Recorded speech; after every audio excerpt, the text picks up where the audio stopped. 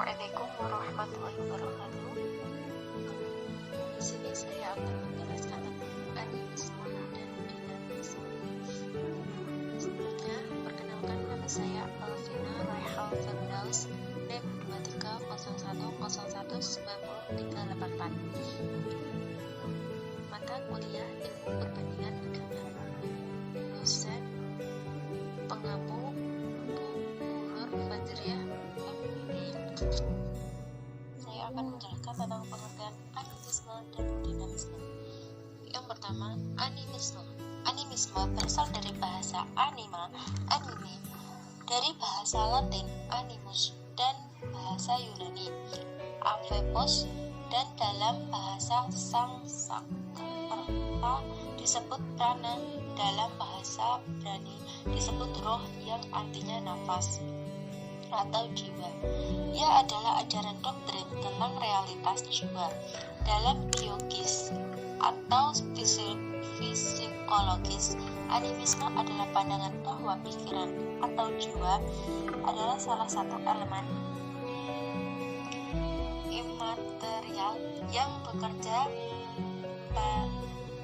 sama dalam tubuh, memulai otak dan sistem saraf. Yang kedua, dinamisme. Dinamisme berasal dari bahasa Yunani, yaitu dynamos, dan di Inggris menjadi dinamis, yang umumnya diterjemahkan dalam bahasa Indonesia dengan arti kekuatan, kekuasaan, atau khasiat, dan dapat juga diterjemahkan dengan daya. Saya akan menjelaskan tentang ciri-ciri animisme dan dinamisme. Yang pertama yaitu animisme. Ciri animisme memiliki kepercayaan terhadap roh-roh dan kekuatan gaib dan sifatnya aktif.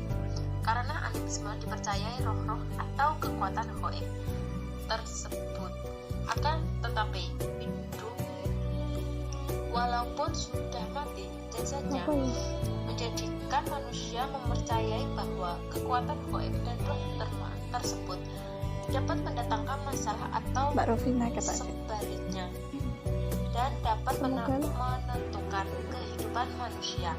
Roh atau makhluk halus tadi kadang-kadang bersifat baik kepada manusia dan kadang-kadang sebaliknya, sehingga manusia dikuasai rasa takut. Roh itu ini bersifat manusiawi yang sangat mempengaruhi dan menentukan kehidupan manusia. Karenanya masyarakat primitif menyadari bahwa keinginan manusia sendiri ada keinginan lain, pada kehendak sendiri ada kehendak lain, pada perbuatan sendiri ada perbuatan lain, dan seterusnya. Yang kedua, dinamisme. Ciri dari animisme adalah mempercayai benda-benda, pusaka, atau sesuatu yang dikeramatkan dan diyakini memiliki kekuatan gaib seperti krisis, batu, akik, dan lain sebagainya. Selanjutnya yaitu konsep animisme dan dinamisme. Yang pertama, konsep animisme. Ada beberapa konsep yang paling erat kaitannya dengan dinamisme, yaitu yang A, mana. Menurut James pada artikel Mana Fatihim dalam Sabris Encyclopedia menyebutkan mana sebagai salah satu istilah dari penduduk asli daerah Pasifik yang berarti kekuatan gaib yang rahasia atau pengaruh yang mengait benda-benda tertentu, kemudian menjadikan benda-benda itu suci dan tabu, seperti jangan mudah mendekati, awas, hati-hatilah terhadap, dan sebagainya. Yang B, fetis. Fetis berasal dari bahasa Portugis, yaitu feitiço, yang berarti jimat dan kemudian diterapkan juga pada pengertian pusaka atau peninggalan, yaitu sesuatu yang mendukung daya gaib atau benda-benda yang berkualitas magic.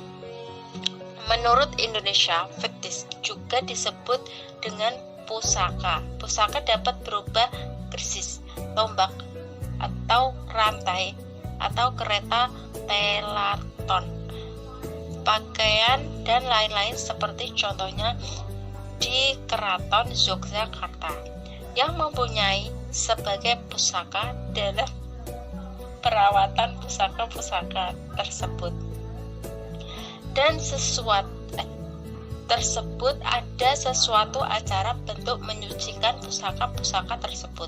Maka fetis adalah benda-benda pusaka yang dianggap memiliki kekuatan. Yang C, magic dan magi dan magic. Kata magi berasal dari bahasa Persia, salah satu sebutan golongan atau imam dalam masyarakat pengaruh agama Zoroaster. Menurut Honima, magi sangat erat hubungannya dengan sihir. Maka dari itu beliau menyamakan arti dua magi dan sihir dapat theory of magic religion, bahwa magi adalah penguasa segala sesuatu yang berhubungan dengan rohani manusia, pelopor perbuatan yang bersifat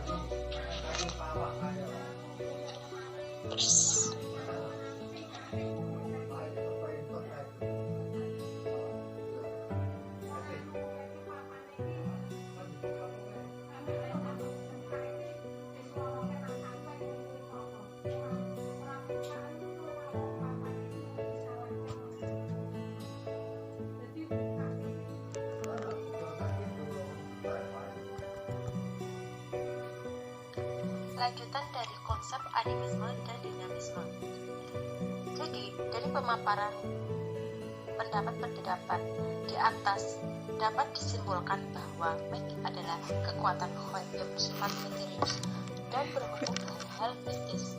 Orang yang percaya kepada magi dan menjalankan magi mendasarkan pikirannya kepada dua pokok kepercayaan, yaitu yang pertama, bahwa dunia ini penuh dengan daya-daya gaib serupa dengan apa yang dimaksud oleh orang modern dengan daya-daya alam.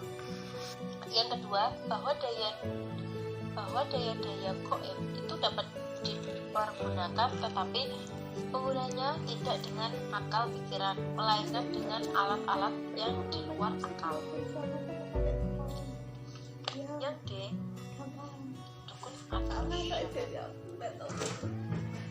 dukun adalah orang yang mempunyai kekuatan gaib, yang tahu akan upacara-upacara yang diperlukan untuk menggunakan daya kekuatan itu dan menjalankan upacara-upacara itu untuk kepentingan masyarakat. Ia bekerja secara sadar dengan ilmu pengetahuan yang hampir sama dengan dukun. Tetapi kekuatan gaib yang dimiliki bersifat mistis atau lupa diri dan pekerjaan dengan apa yang dimaksud deporsionalisasi. Artinya dalam syam, bekerja dari syam berbicara sesuatu daya yang memiliki dan menguasai syam itu sebelumnya. Ini merupakan uraian tentang dukun syam yang diantaranya menggambarkan juga terpadunya syam yang dan dukun dalam diri seseorang. Lebih dari itu, pada syam berhubung fungsi-fungsi pendapatan, kenabian, dan kedudukan sekaligus. Yang E, roh jiwa atau sedih. Mengenai konsep-konsep bahwa di Mesir terhadap konsep anak pada orang-orang yang Mesopotamia, elemen yang bukan fisik dikaitkan dengan nafas nafas yang kemudian dihubungkan dengan makhluk halus atau roh yang mengerikan yang setelah matinya jasad dunia kita kenal adanya konsep tentang aku. Di Jepang dalam agama Shinto terhadap konsep lama Mitama yang secara khusus mempunyai pengertian rendah Genji. Mereka percaya bahwa jasad seseorang hanya tempat perlindungan sementara roh selama hidup di dunia. Konsep lain ada tabu atau rohnya dipercaya bahwa setiap orang memiliki dirinya masing-masing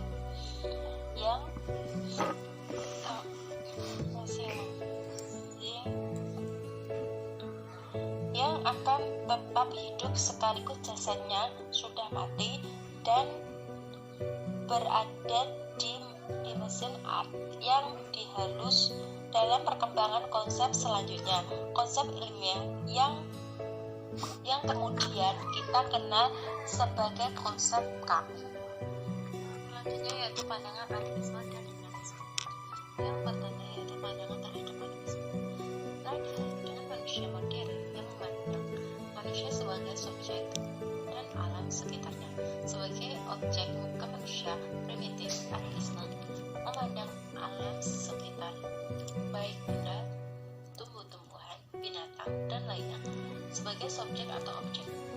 Para pengikut animisme ini adalah manusia yang tersesat, yang belum menemukan jalan yang semestinya dilalui Allah Subhanahu wa Ta'ala, bukanlah roh yang sebagaimana anggapan mereka.